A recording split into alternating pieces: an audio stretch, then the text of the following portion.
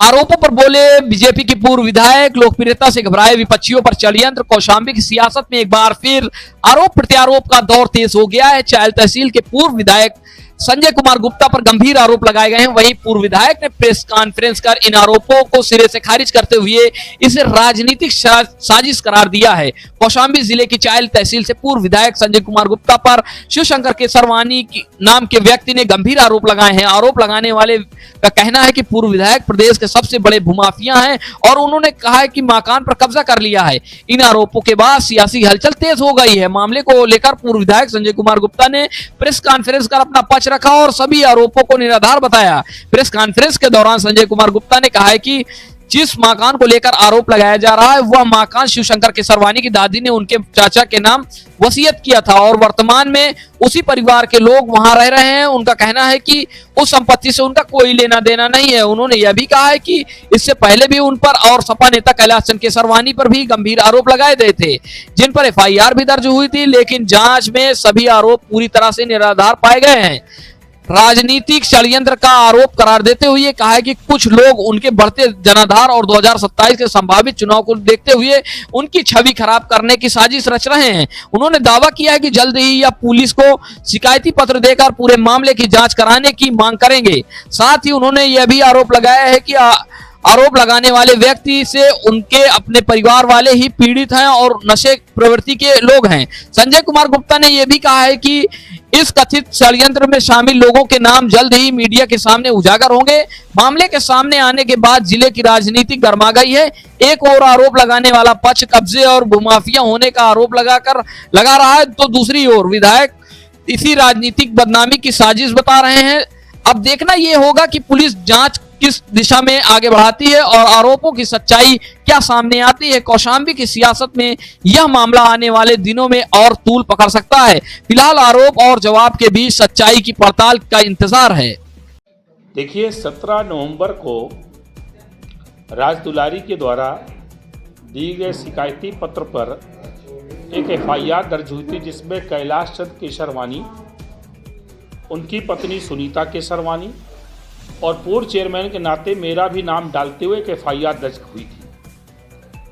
उस FIR में मेरे ऊपर उसने आरोप नहीं लगाया था, आरोप तत्कालीन चेयरमैन के वरासत पे लगाया था। वो आरोप 2005 का लगाया था। संजय गुप्ता 2012 में चेयरमैन बने, 2017 तक चेयरमैन रहे।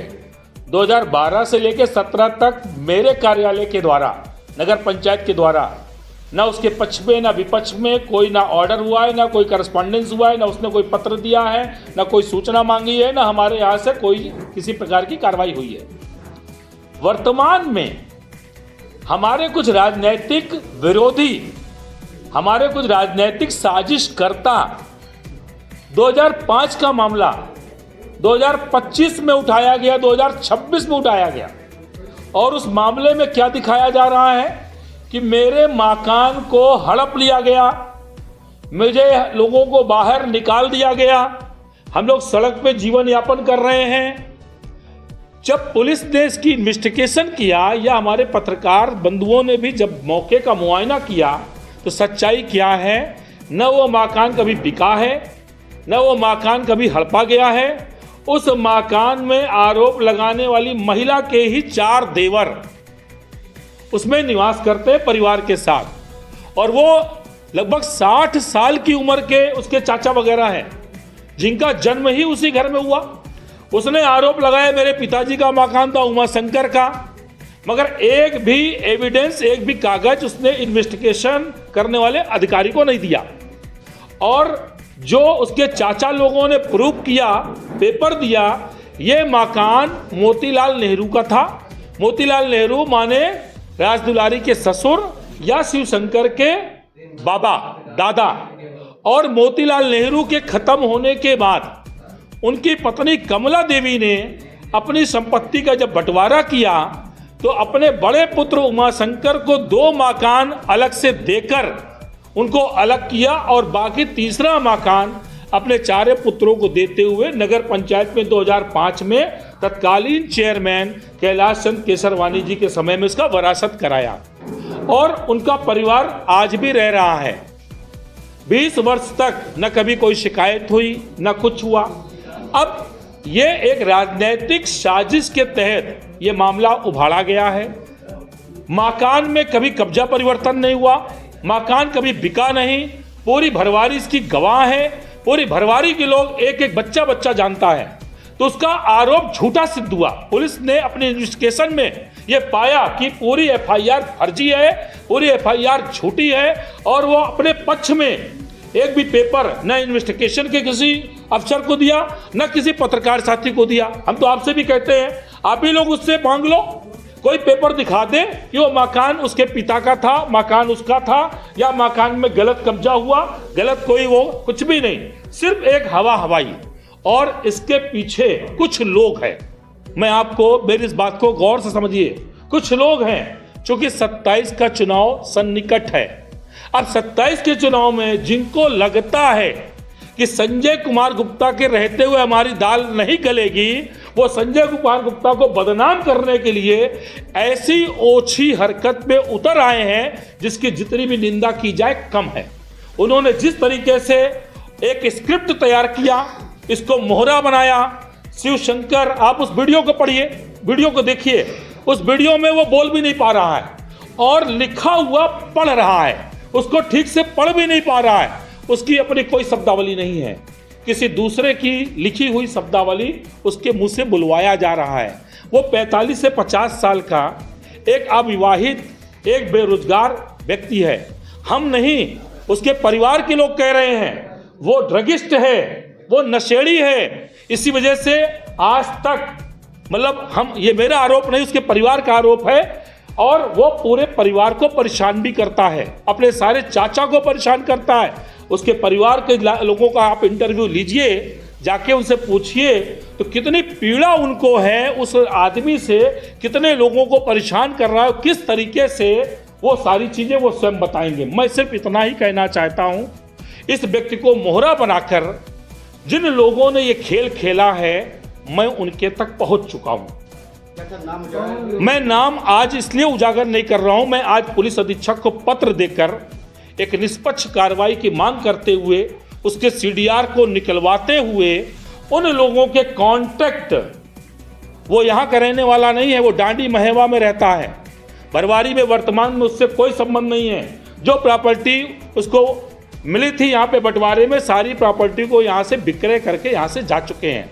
भरवारी का कोई व्यक्ति आप पूछेंगे बता देंगे, कभी ना यहाँ रहे हैं, ना इनको किसी ने निकाला है, और जिस मकान का विवाद बता रहे हैं उस मकान में उनके परिवार के सारे लोग आज भी रहते हैं। पक्ष के लोग हैं। राजनीति में पक्ष विपक्ष की चर्चा छोड़ दिए, मैं नाम सहित चेहरा सहित सामने ला दूंगा। राजनीति में वही व्यक्ति होता है जो जिसको लगता है कि इनके रहते हुए हमारी दाल नहीं गलेगी। मैं सब खुलासा करूंगा, समय का इंतजार करिए। क्योंकि मैं साक्ष्य का संकलन कर रहा हूं, साक्ष्य संकलन करने के बाद मैं लीगल कार्रवाई पर भी आऊंगा, लीगल कार्रवाई पूरी करूंगा। और आप देख सकते हैं, मैंने पुलिस को पूरा कोऑपरेट किया, इन्वेस्टिगेशन में पूरा सहयोग किया। हम तो कहते हैं पुलिस हो सकता है संजय गुप्ता के दबाव में हो, आप मीडिया के बंधुओं से कहता हूं वो व्यक्ति सामने आए, मीडिया के बंधुओं को साक्ष्य दिखा दे कि साहब ये मेरा मकान था, मीडिया के बंधुओं को बता दे कि साहब मेरे को निकाला गया है, आके समाज में सामने आए, मीडिया के बंधुओं के साथ आए, मीडिया ट्रायल करा ले। सिर्फ वीडियो बनाना, झूठे आरोप लगाना, किसी को बदनाम करना, ये एक ओछी राजनीति जिन लोगों के द्वारा की जा रही है, मैं इसका लीगल कार्रवाई से इसका जवाब दूंगा। उसका आरोप है कि जब आप चेयरमैन थे या तो कैलाश जी चेयरमैन थे, उस समय पे परिवार रजिस्टर में उसका नाम नहीं दर्ज किया गया, षड्यंत्र थे। वो आरोप की पुष्टि के लिए कोई साक्ष्य देगा? अगर हमारे कार्यालय में कोई भी पेपर आता है, पेपर रिसीविंग होती है, कार्यालय में डिस्पैच रजिस्टर होता है, वो पेपर डिस्पैच रजिस्टर में चढ़ता है। अगर कोई भी चीज 12 से लेकर 17 तक की जिम्मेदारी मैं बात कर रहा हूं, जब तक मैं चेयरमैन था, ना मैं उसके आगे का जिम्मेदार हूं, ना मैं उसके पीछे का जिम्मेदार हूं। 12 से लेकर 17 तक ना उसने कोई करस्पॉन्डेंस हमारे कार्यालय से किया है, और ना उसके मकान के संबंध में हमारे कार्यालय से कोई ऑर्डर कभी हुआ है।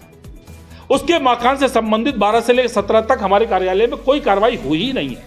अगर कोई उसने लेटर दिया हो तो लेटर को सामने लाए, मीडिया के सामने लाए कि साहब ये देखिए संजय गुप्ता के समय में हमने ये दिया था।